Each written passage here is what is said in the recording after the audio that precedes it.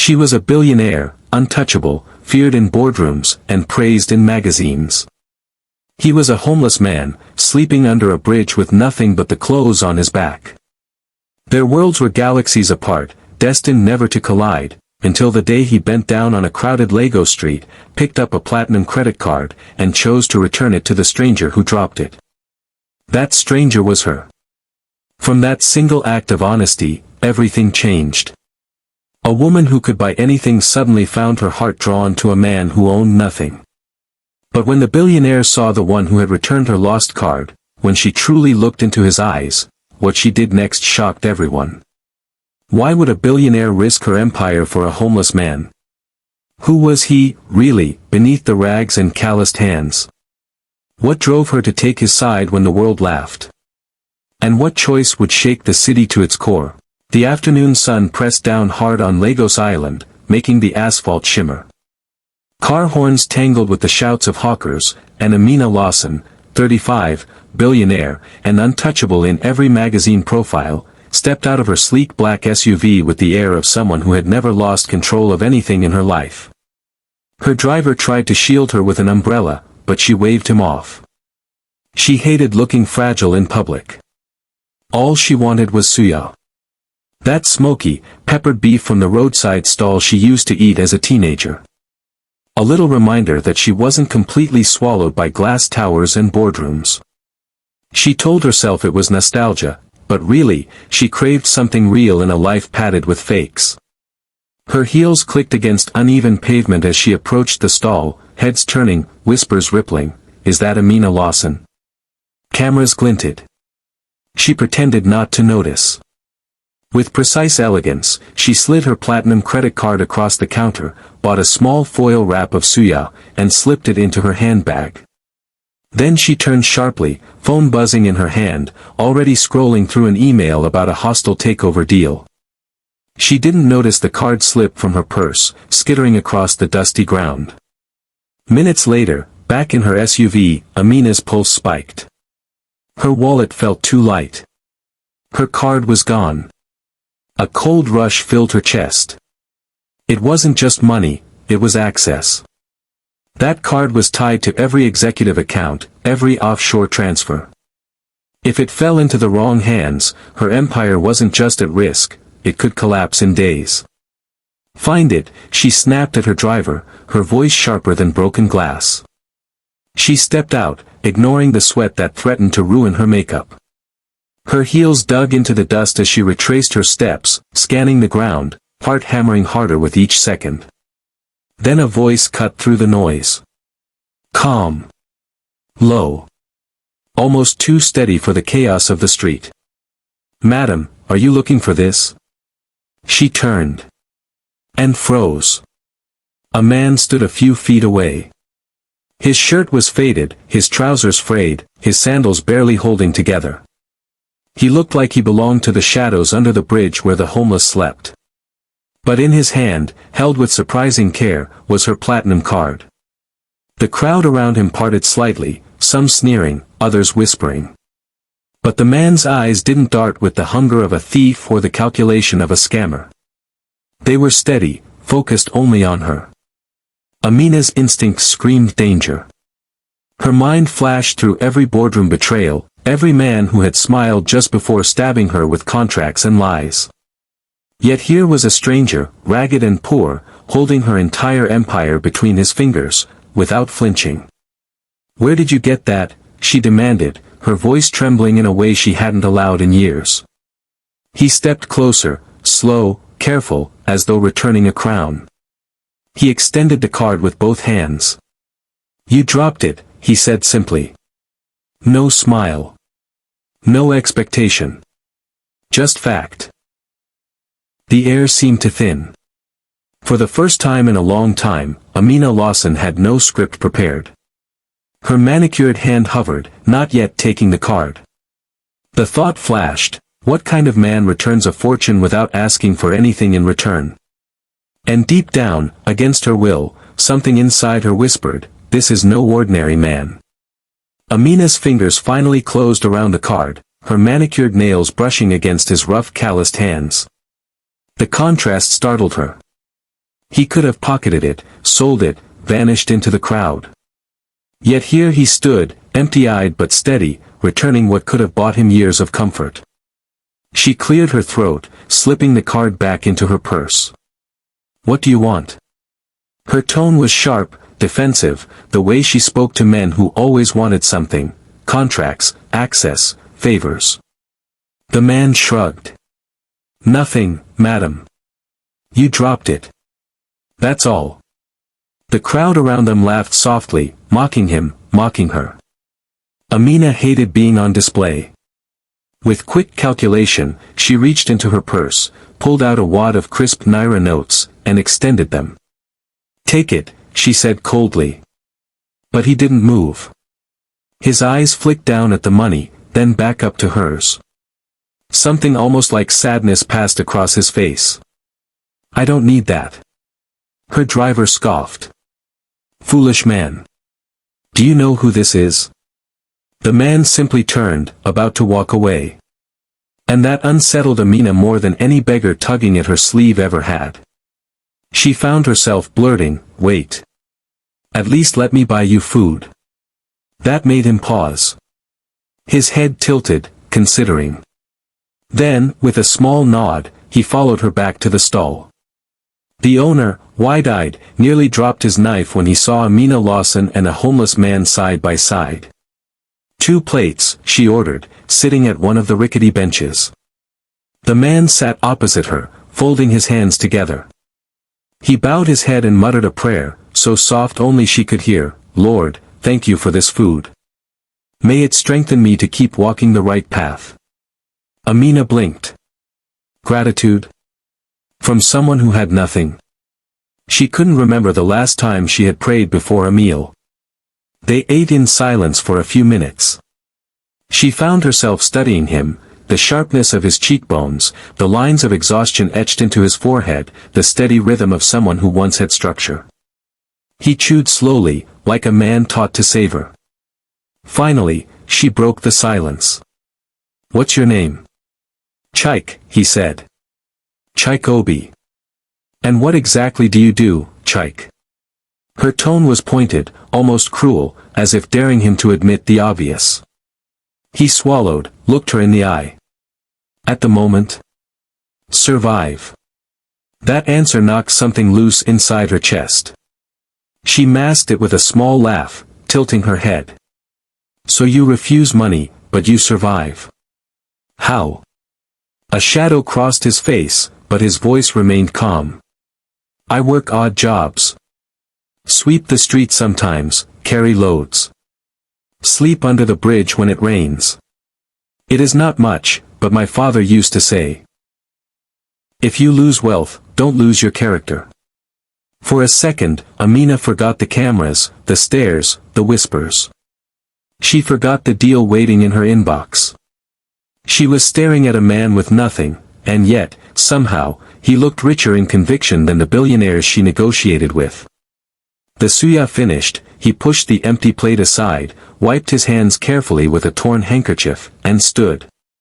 "Thank you, madam. But I should go." She should have let him leave. She should have gone back to her air-conditioned car, back to her empire.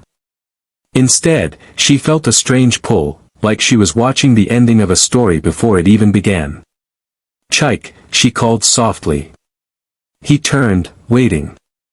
And against all logic, all reputation, all pride, she heard herself say, "I might see you again." Chaik gave a faint nod, almost a smile, and disappeared into the crowd. Amina sat frozen, her platinum card safe in her purse, but for the first time in years, her heart felt stolen. Amina tried to convince herself it was nothing. Just a strange encounter with a street man who had stumbled into her life for a single afternoon. But that night, lying in her king-size bed surrounded by silence, her mind replayed every detail, his refusal of her money, his prayer, his calm way of surviving with nothing. By morning, she was restless. She told her assistant to cancel her meetings, muttering something about market research, and by late afternoon, her black SUV once again rolled toward the roadside suya stall. This time, she wore sunglasses and a scarf, hoping not to attract attention. But she still looked like money no matter what she wore. Chaik was there. He wasn't begging, wasn't wandering. He was sweeping the ground near the stall, careful, deliberate, as though tidying a place he didn't even own. Children darted around him, teasing. A boy shouted, "Oga homeless! Oga broom!" They laughed, but Chaik just smiled faintly and kept sweeping. Amina's chest tightened. There was a strange kind of dignity in his silence. When he noticed her, he stopped mid-sweep. Their eyes locked, and for a second, he looked almost startled, like he didn't expect her to return. "You came back," he said quietly, brushing dust from his trousers. "I was hungry," she lied, but even she didn't sound convincing. They sat again, same stall, same rickety bench. This time, conversation flowed more freely. Amina, curious and cautious, asked, "You speak good English. Where did you learn?" Chaik shifted, his expression shadowed. "University of Ibadan. Engineering. First class, actually." Amina's brows shot up. "And now you sweep streets?" His jaw tightened. "Life isn't straight. My father died when I was in my final year. My mother followed 2 months later. Debt swallowed everything, the house, the little land. I dropped out, tried to fight, but I drowned." His voice didn't shake, it was steady, almost resigned. Amina leaned forward, studying him. She had seen CEOs crumble under less. Yet here was a man, stripped bare by life, still sweeping streets with a straight spine. "Why didn't you beg?" she asked bluntly. He smiled faintly. "Because character is the last coin I own. If I lose that, I'm poorer than any man alive." The words hung between them like scripture. For the first time in years, Amina felt small. She remembered every boardroom deal where men tried to use her, every smile laced with greed. And now, across a wooden bench, sat a man who could have stolen her fortune but instead returned it without hesitation. Her phone buzzed, her board demanding updates on the takeover. But her thumb hovered, then pressed mute. She didn't want to leave. Not yet. They ate slowly, talked longer. About books, politics, the madness of Lagos traffic. She was startled to find herself laughing, real laughter, not the rehearsed kind she gave at charity galas. As dusk deepened, Chaik stood. "It's late. I should go." Something inside her jolted. "Wait, Chaik." He paused, waiting. "I'll be back tomorrow." Her voice was soft, uncertain. Almost like a plea. For the first time, he smiled, just slightly. And in that moment, Amina Lawson realized she wasn't the one in control anymore. She watched him walk into the night, and the thought pierced her chest, what am I doing? Why can't I stay away? By the third time Amina returned to the stall, the city had noticed. Billionaires didn't sit on dusty benches, sharing suya with a man in torn sandals. And when she laughed, genuinely laughed, at something Chaik said, a bystander raised a phone. One click. Then another. By evening, the photos were everywhere. Billionaire Lawson dining with beggar. Street romance or mental breakdown. In her penthouse office, Amina's board of directors erupted. Suited men circled the long table, waving printed tabloids like courtroom evidence. "This is a scandal," barked Chief Okari, her most vocal investor. "You're courting a homeless man in the open street. Do you realize what this does to our image?" Amina sat at the head of the table, face expressionless, hands folded.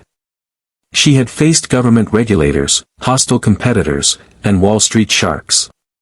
But this was different. These men weren't afraid of her empire collapsing, they were afraid of being mocked. "I had lunch," she said simply. "Lunch?" another director sneered. "Madam Lawson, you can't afford to look sentimental. The Lawson Group is worth billions. Every photo of you with with that man chips away at shareholder confidence." Their words echoed, bitter and sharp. And in the silence that followed, Amina realized something. She was angry. Not at Chaik. At them. At this room full of men who measured every human interaction in profit margins. Later that night, she sat alone in her glass-walled living room. Lagos glittered beneath her, a city of lights and noise. Yet she felt lonelier than she ever had on those crowded benches. Her phone buzzed. It was Chaik. She hadn't given him her number. She'd told her driver to pass it discreetly after their last meal. The message was simple: "I heard people are mocking you. If it helps, I'll stop meeting you." She stared at the screen, her throat tightening. He was offering to disappear, not for himself, but for her.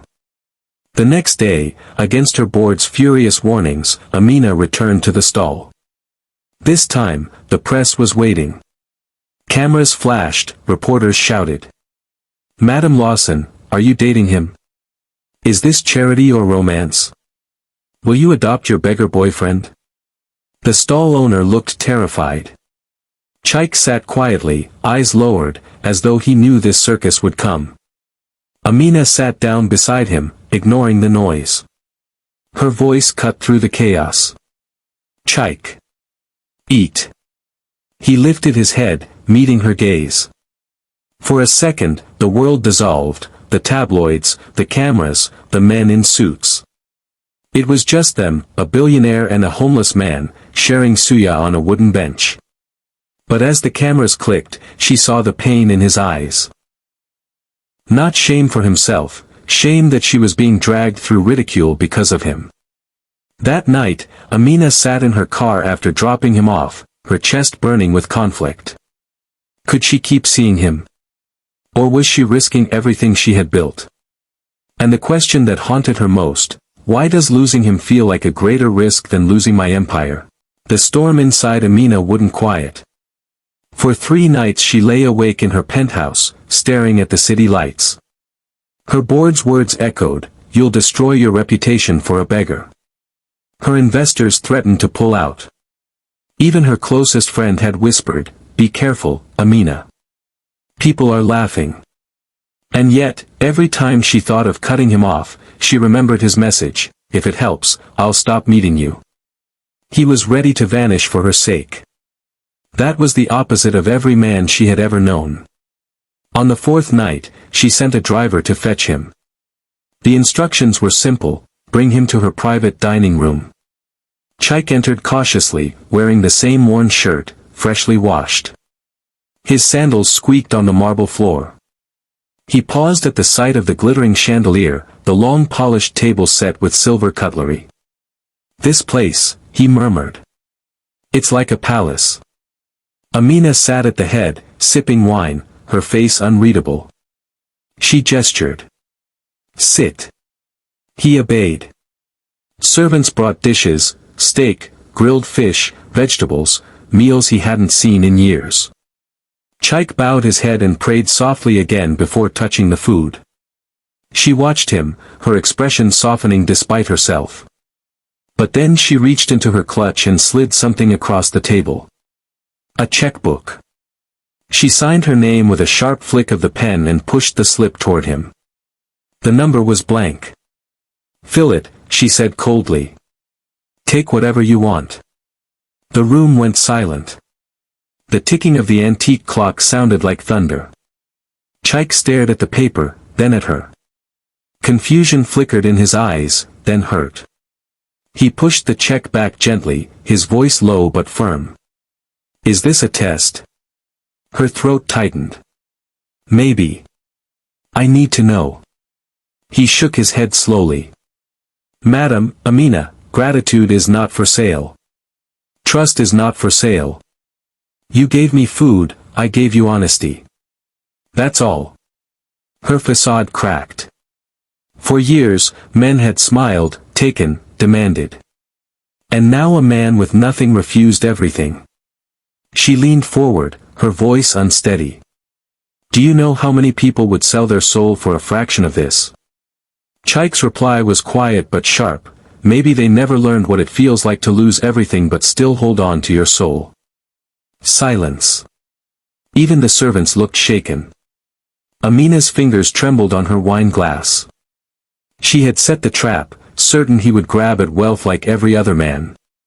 Instead, he had disarmed her completely. She dismissed the servants, her voice hoarse. When the door shut, she whispered, "You confuse me, Chaik." He looked straight into her eyes. "Maybe that's because you've only ever seen men who wanted your money. And now, for the first time, you've met someone who wants nothing from you." Her breath caught. She wanted to speak, to argue, to laugh, but all she could do was sit there, staring at him, realizing the ground under her feet was shifting. Cliffhanger. That night, when she closed her bedroom door, the blank check still lay untouched on the table. And for the first time in her life, Amina Lawson, the woman who bought and sold empires, had no idea how to buy her own peace of mind. The Lagos sky broke open without warning. Sheets of rain hammered the streets, thunder shaking glass towers. Amina's convoy was crawling through traffic after a late meeting when her car suddenly lurched to a stop. The driver cursed, "Engine trouble." "Call the backup," Amina ordered, irritated, pulling her coat tighter. But the storm was too fast. Within seconds, her driver's umbrella flipped inside out, useless against the wind. The other escorts were stuck behind gridlock. She stepped out, rain drenching her silk blouse in an instant. Anger boiled. This city eats millions in taxes and can't fix a single road. Lightning split the sky. And then, through the downpour, she saw him. Chaik. Standing under the bridge nearby, where he sometimes slept. His hair was plastered to his forehead, shirt clinging to his chest. When he spotted her struggling against the storm, he didn't hesitate. He dashed through the rain, grabbed her arm, and pulled her under the concrete shelter. The world muffled instantly, rain pounding above them like war drums. "You'll get sick," he scolded softly, stripping off his own threadbare jacket and draping it over her shoulders. The fabric was damp, but his gesture burned warmer than fire. Amina blinked at him, stunned. "Chaik, why are you always here?" He smiled faintly, shaking water from his face. "Because when you lose everything, the street becomes your address." They stood in silence, the storm raging outside. She studied him closely, the steadiness in his eyes, the calm in his voice. For once, there was no boardroom table between them, no cameras, no headlines. Just a woman and a man, trapped by weather, exposed by circumstance. She noticed his hands trembling slightly, not from fear but from cold. Instinctively, she reached out, brushing her fingers against his. He stilled, staring at their joined hands. The moment was fragile, suspended, as if even the storm held its breath. Her lips parted, a question forming she didn't even understand herself. But before she could speak, headlights cut through the darkness. Her driver's backup car had finally arrived, splashing water as it pulled to the curb. The spell shattered. Chaik pulled back, stepping out from under the bridge. "Go," he said softly. "They'll be worried." She hesitated, rain misting her face. Every cell in her body screamed to stay, to finish the unspoken sentence hanging between them. Instead, she swallowed hard and nodded. "Thank you, Chaik," she whispered. Her voice broke on his name. He gave a small nod, water streaming down his face, and turned back into the shadows of the bridge.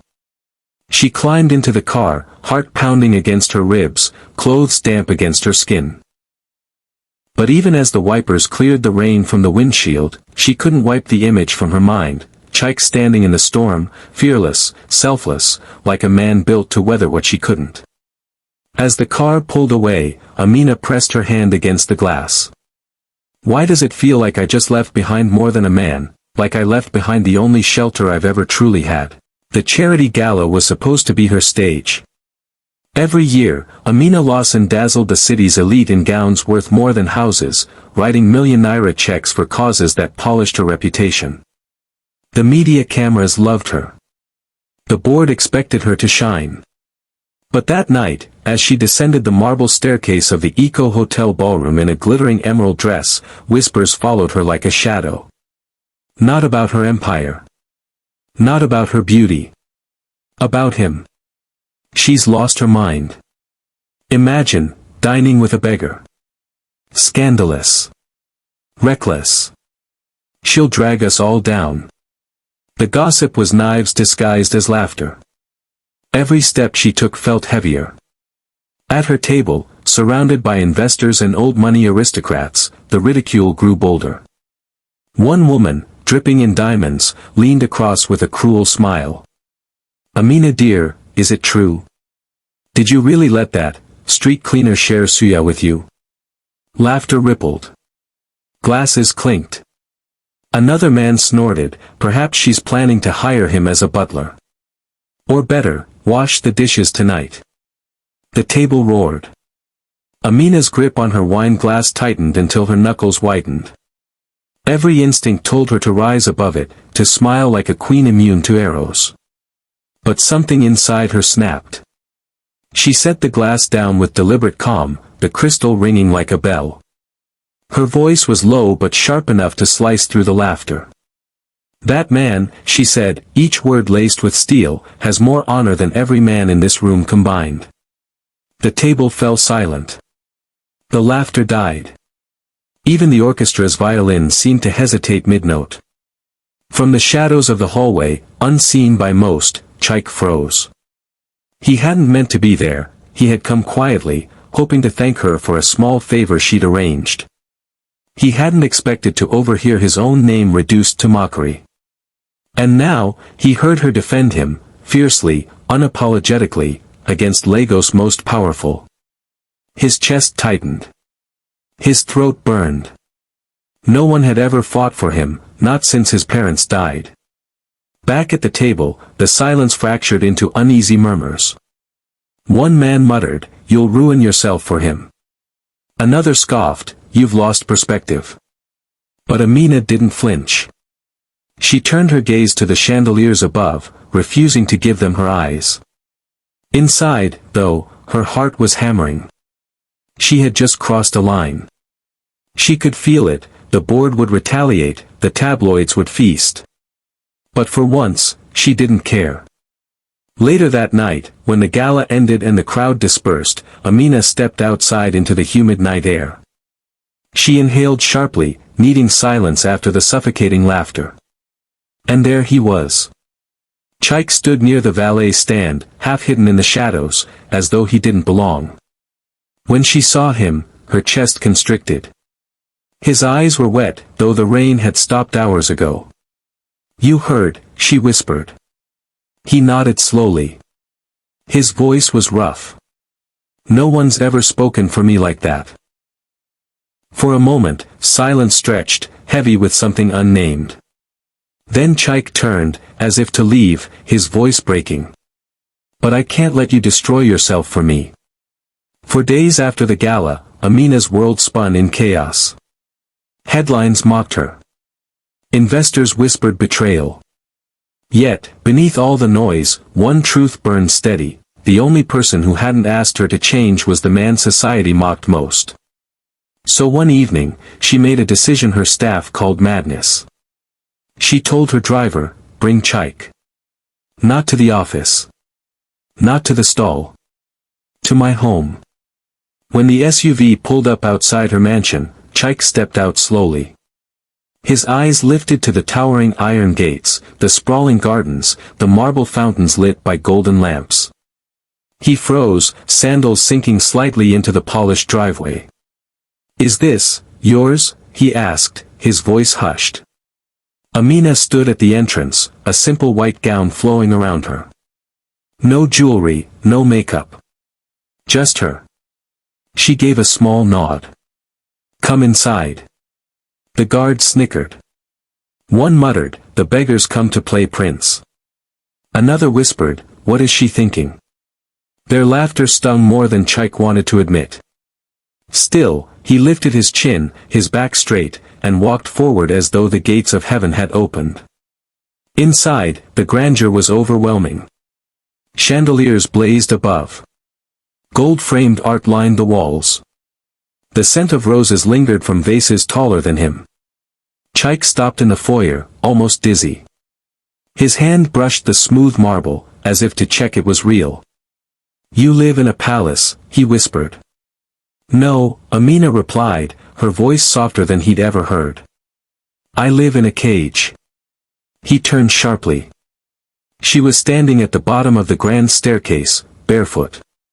For once, she wasn't the billionaire commanding boardrooms, she was just a woman, stripped of armor. "Why show me this?" he asked carefully. Her eyes locked with his. "Because I need you to see all of me. Not the headlines. Not the wealth. Just me. I don't want another man who sees an empire when he looks at me. I want someone who sees Amina." The words hit him harder than any storm. He swallowed, torn between awe and disbelief.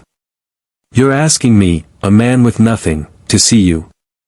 She stepped closer, her voice trembling. "Not to see me. To stay. Even when the world spits on us." The silence between them thickened, charged. He wanted to speak, to say yes, to run, to hide, all at once. His life had been rejection, abandonment, survival. And now, a billionaire stood before him, asking for something he'd never been offered, choice. He opened his mouth, but no words came.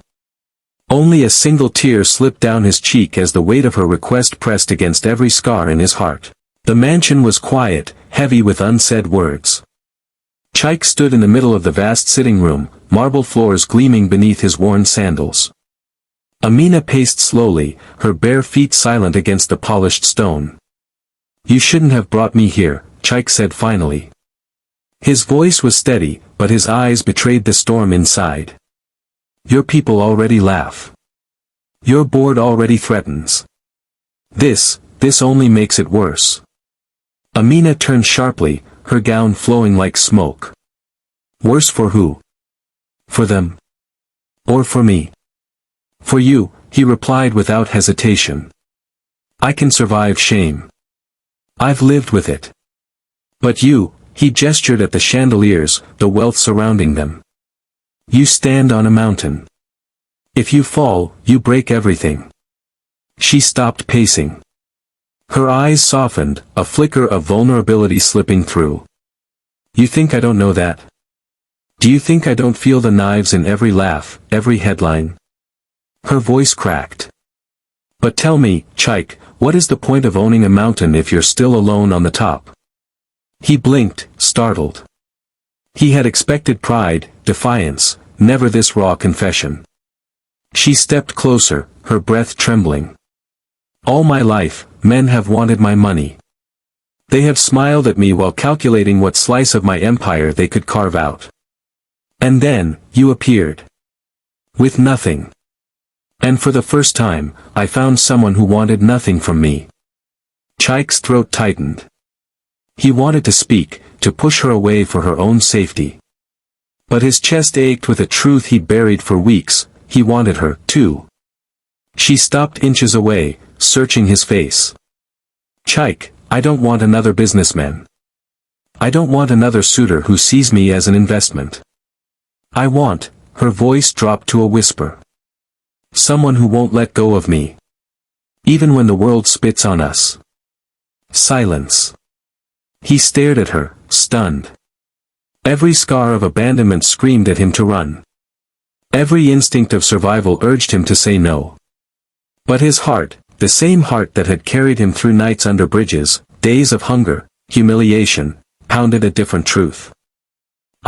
His voice faltered. He swallowed hard, eyes burning. "I don't know if I can give you the life you deserve." Amina's lips curved into the faintest, saddest smile. "I don't need the life I deserve. I need the love I've been denied." Her hand lifted, hesitated, then rested against his chest. His breath hitched at the touch. She was trembling. And for once, so was he. He caught her wrist gently, torn between desire and fear. If I stay, Amina, the world will tear us apart. She leaned closer, her voice steady as thunder. Then let the world watch. Morning broke with a firestorm of headlines. Lawson's fall, billionaire obsessed with beggar. Investors panic as Amina's reputation crumbles. The love scandal that could ruin an empire. Amina's board demanded an emergency meeting. Investors threatened to withdraw millions. Reporters camped outside her mansion gates, cameras flashing like lightning. Inside, Amina stood before her mirror, fastening a plain cream blouse. No diamonds. No silk gowns. Just herself. She drew a breath, steadying the storm in her chest. Today, she would choose, not money, not reputation, not empire. Herself. She called Chaik. Meet me in town. At noon. He almost refused. Fear clawed at him, fear that his presence would destroy her. But the memory of her whisper the night before, then let the world watch, echoed until he couldn't say no. At noon, the city buzzed. Reporters swarmed the plaza outside the Lawson Group headquarters. Black SUVs pulled up. Guards pushed the crowd back. And then she appeared, Amina Lawson, stepping out, head held high. Gasps rippled when the second door opened. Chaik stepped out, his shirt clean but simple, sandals worn, shoulders squared like a soldier marching to battle. The crowd erupted. Cameras flashed, voices shouted. Is this your boyfriend? Are you throwing away your empire? Madam Lawson, have you lost your mind? The questions stung like stones. But Amina didn't flinch. She walked toward him, her heels striking the pavement like drumbeats. For a heartbeat, she hesitated, then she reached for his hand. Chaik froze, the weight of thousands of eyes pressing down. If he took her hand, the mockery would be eternal. The tabloids would shred her. The investors might abandon her. But then he saw her eyes, clear, unwavering, pleading for only one thing, truth. Slowly, he clasped her hand. The crowd gasped. Reporters shouted louder. Flashbulbs blinded. But Amina raised her voice above the chaos. This man, she declared, her voice ringing across the plaza, returned more than a credit card to me. He returned my faith in love. Silence fell. Even the air seemed to hold still. She turned her gaze, fierce and unyielding, toward the cameras. You can laugh. You can mock. But wealth without love is poverty in disguise. And today, I refuse to be poor. Chaik's chest tightened. Her grip was firm, unshaken. In that moment, he realized she wasn't protecting him, she was choosing him. Not as charity, not as rebellion, but as the only thing she couldn't buy. The world may have jeered. But in that plaza, under 1,000 flashing lights, Amina Lawson stood freer than she had ever been. As the security team moved to escort them inside, Amina leaned close, whispering so only he could hear, "Let them watch us burn. We'll build something from the ashes." And for the first time in years, Chaik allowed himself to smile. Wealth buys comfort. Status buys applause. But only character can buy love. And sometimes, the greatest empire isn't built from glass towers and gold vaults, it's built when two unlikely souls decide to hold hands in front of the world, no matter the cost.